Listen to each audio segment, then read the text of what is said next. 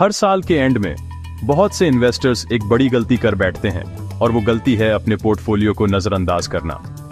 New year के जोश में हम अक्सर अपने फाइनेंशियल गोल्स और इन्वेस्टमेंट्स की तरफ ध्यान नहीं देते, लेकिन यही वो समय है जब आपको सबसे ज्यादा सतर्क रहना चाहिए। कई लोग अपने पोर्टफोलियो का बैलेंस चेक ही नहीं करते और इसी वजह से उनका रिस्क लेवल अनजाने में बढ़ जाता है। सोचिए, आपने साल की शुरुआत में एक प्लान बनाया था, लेकिन अब मार्केट्स बदल चुके हैं। इस बार आप ये गलती मत दोहराइए।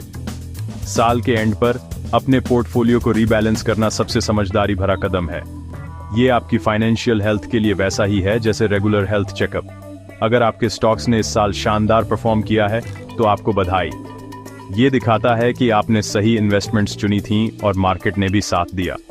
लेकिन याद रखिए, जब स्टॉक्स बहुत ऊपर चले जाते हैं तो आपके पोर्टफोलियो का रिस्क भी बढ़ जाता है। हो सकता है अब आपकी इन्वेस्टमेंट्स आपके ओरिजिनल प्लान से ज्यादा रिस्की हो गई हों।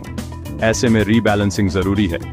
रीबैलेंसिंग का मतलब है अपने हाई फ्लाइंग स्टॉक्स से कुछ प्रॉफिट निकालना और उसे बॉन्ड्स या कैश जैसे सेफर एसेट्स में शिफ्ट करना। इससे आप अपने पोर्टफोलियो को फिर से बैलेंस कर पाते हैं। इससे दो फायदे होते हैं।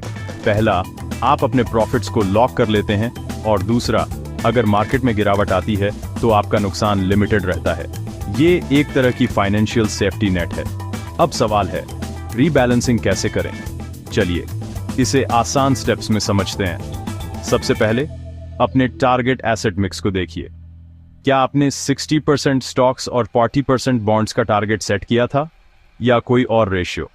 अपने टारगेट के हिसाब से अपने करंट पोर्टफोलियो को चेक करें।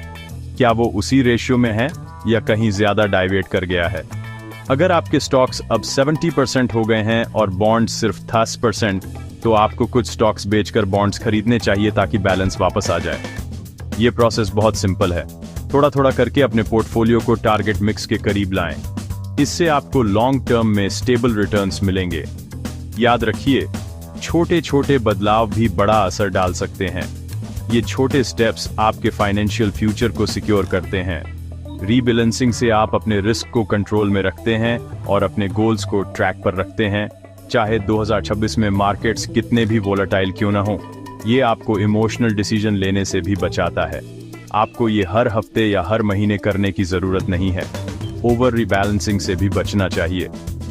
साल में 1 या 2 बार रीबैलेंसिंग करना ज्यादातर इन्वेस्टर्स के लिए काफी है, खासकर साल के एंड पर, जब आप अपने पूरे साल की परफॉर्मेंस देख सकते हैं।